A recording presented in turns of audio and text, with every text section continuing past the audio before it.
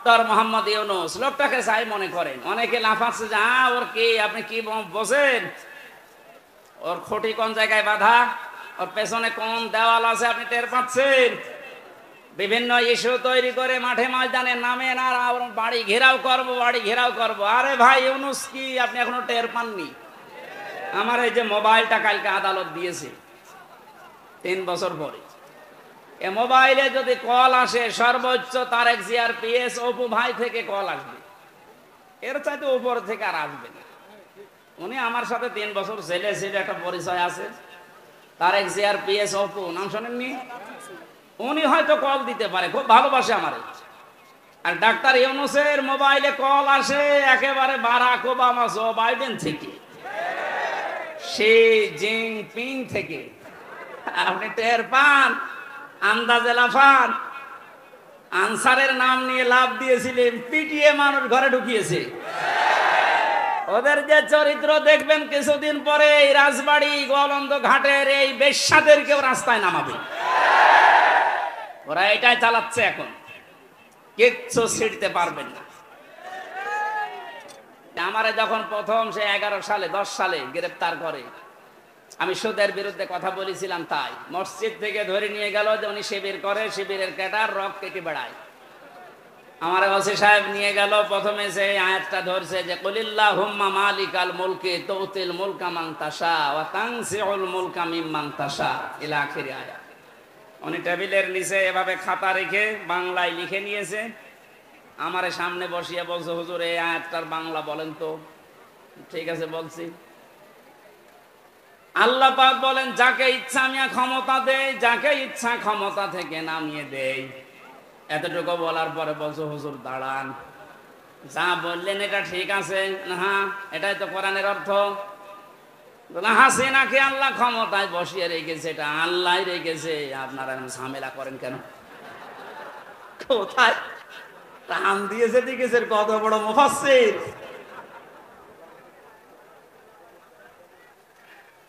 সূরা আলে ইমরানের 178 নম্বর আয়াতটা গত কয়েকদিন আগে আমি তাফসীর সহ পড়তে গিয়ে দেখি ওই ওসির কথার পুরা উল্টা। আল্লাহ বলেন, কাফের জালেম এদেরকে আমি ক্ষমতার চেয়ারে বসিয়ে রাখি যেন ওদের পাপের মারতা পরিপূর্ণ হয়ে যায়। পাপ যখন একেবারে পরিপূর্ণ হয়ে যায়, তখন আর ভালো হওয়ার নিয়ত থাকলে ওরে আমি আর সুযোগ দেই না, যেমন ফেরাউনকে দেইনি। তখন আমি কি করি?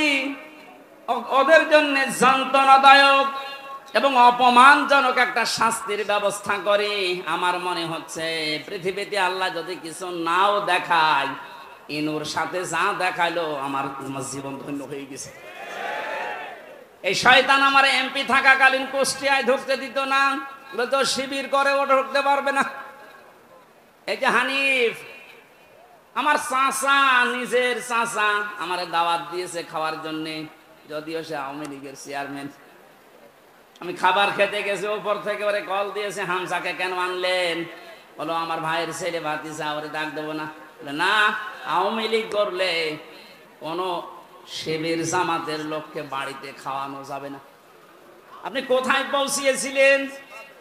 আপনার এই কারণেই তো আল্লাহ এত নিচে নামিয়েছে। এখন কুষ্টিয়ার বর্তমান যে অবস্থা, কান খাড়া করে শোনেন খুলনার বিভাগের মানুষেরা, কুষ্টিয়া আমাদের শেষ জেলা, এই বিভাগের যা করেছে আমি যতটুকু দেখতে পাচ্ছি এখন কুষ্টিয়ায়, এই যে দুইজনের নাম বললাম, এরা যদি একা একা বের হতে চায়, মানুষ পিটিয়ে মেরে ফেলবে।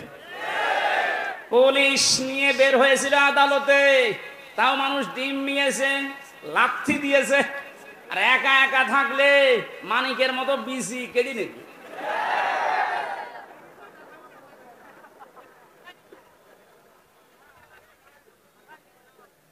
এই জন্য জালেমদের কিন্তু পরিণতি খুব খারাপ। তারা আল্লাহর মামলার আসামি, তাদের দুনিয়াও শেষ, আখিরাতও শেষ। এক কথা বলেন না কেন? দুনিয়া শেষ কেন? আল্লাহু লা ইয়াহদিল কওমাজ জালিমিন, জালেমদেরকে আল্লাহ পথ দেখাচ্ছে না, দেখাবেও না।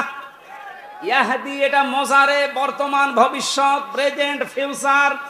কোন জালেমকে আল্লাহ হেদায়েত দিচ্ছে না, দেবে না।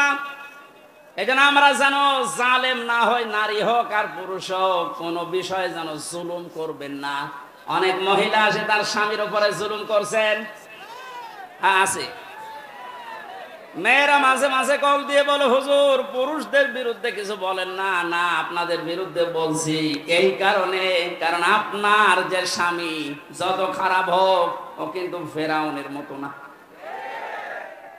ফেরাউনের জীবনে আমি পড়েছিলাম, এত বড় শয়তান ভয়ঙ্কর স্বামী পৃথিবীতে কারো ভাগ্যে আসবে কিনা আমি জানি না।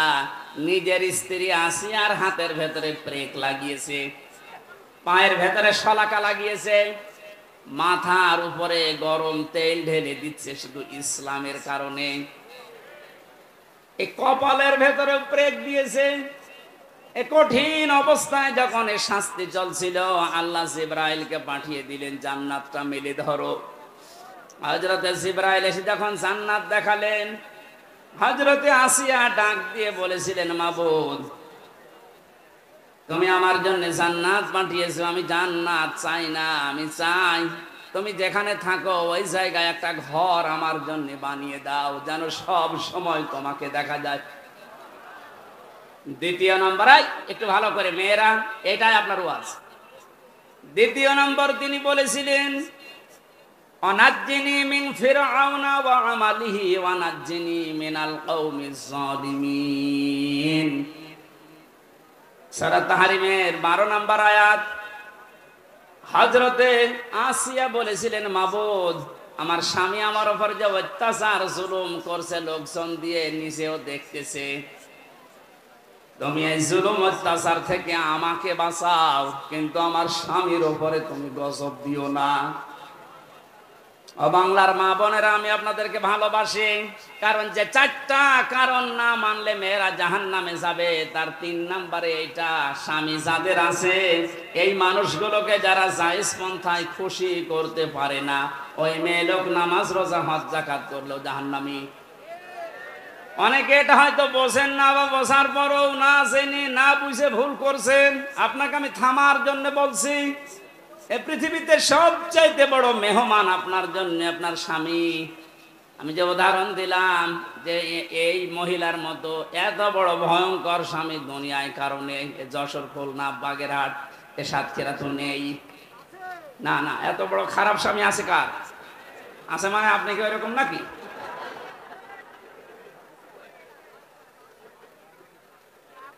এত বড় শাস্তি দেওয়ার পরেও তিনি যদি বরদোয়া না দেন স্বামীর জন্য, আর আপনার একটা সাবান কম হয়ে গেলে, শাড়ি কম হলে আপনি বরদোয়া দেন। স্বামীর বাড়িতে এসে যে কষ্ট স্বীকার করছেন, মনে করবেন আমার সাদগা দেওয়ার সওয়াব হচ্ছে প্রতিনিয়ত।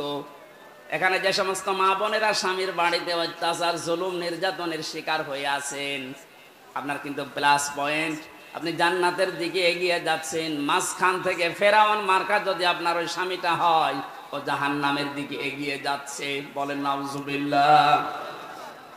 এই জন্য আমার স্ত্রীর দ্বারা যেন স্বামী জুলুমের শিকার না হয়, স্বামীর দ্বারা কোনো স্ত্রী যেন জুলুমের শিকার না হয়। জুলুম এত বড় মারাত্মক একটা অপরাধ। আর জুলুমু যুলুমাতুন ইয়াউমাল কিয়ামাহ। নবীজি বলেন, জুলুম কিয়ামতের দিন ঘোর অন্ধকার হয়ে মানুষের সামনে দেখা দেবে। আমরা যা করি না কেন, অন্তত জুলুম থেকে যেন আমরা বেঁচে থাকি। বলেন আমিন। এটা আল্লাহ এত বেশি ঘৃণা করেন এই জুলুমকে। সূরা ইব্রাহিম 13 নম্বর পারা 19 নম্বর পৃষ্ঠা 12 নম্বর লাইনের 42 নম্বর আয়াতটা আল্লাহ জালেমদেরকে নাযিল করেছেন তাদের দেখে। ওয়ালা তাহসাবান্নাল্লাহা গাফিলান আম্মা ইয়ামালুজ জালিমুন। রব্বুল আলামিন বলেন, নবী আপনি কি মনে করেন যে জালেমদের সম্পর্কে আমি কোনো খোঁজ খবর রাখি না? আমি সব চাইতে বেশি খোঁজ রাখি জালেমদের কাজের উপরে। এই জন্য জালেম বিদায় নিয়েছে। কিয়ামত পর্যন্ত এই দেশের এই চেয়ারে যেন কোনো জালেম বসতে না পারে, সে ব্যবস্থা আমাদের এখনই করা লাগবে। আমার কথার অর্থ যদি না বুঝে থাকেন, ঝড়ি কোদাল নিয়ে আসেন। কথা বুঝতেছেন? পৃথিবীতে কোনো জালেম জানোয়ার চেয়ারে আসতে না পারে, সে ব্যবস্থা আমাদের এখনই ওই পথগুলো বন্ধ করা লাগবে। কারণ জালেম যদি আবার আসেও কিন্তু আরো ভয়ঙ্কর হবে। দরুদ আর সালাম পাঠ করে আমার আজকের আলোচনার বিষয় হচ্ছে হাসরের ময়দানে 5 ধরনের মানুষ শুধু কাঁদবে। আমি কোরআনে কারীম থেকে সূরা শুআরার 102 নাম্বার একটা মাত্র আয়াত পড়ছি। আল্লাহ রাব্বুল আলামিন এই আয়াতে আমাদেরকে আফসোসের কথা জানিয়েছেন। রব্বুল আলামিন বলেন, ফালাউ আন্না লানা কাররাতান ফানাকুনা মিনাল মুমিনিন। কিয়ামতের ওই কঠিন ময়দানে যখন বিচার আচার শুরু হবে, মানুষ বলবে, আল্লাহ একটু সময় যদি আমাকে দিতে, যদি কিছু সময়ের জন্যও দুনিয়ায় যেতে পারতাম।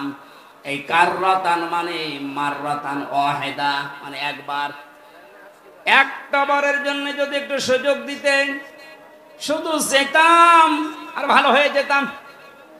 মিনাল মুমিনিন, আমি বিশ্বাসী মুমিন হয়ে তারপরে তোমার কাছে আসতাম।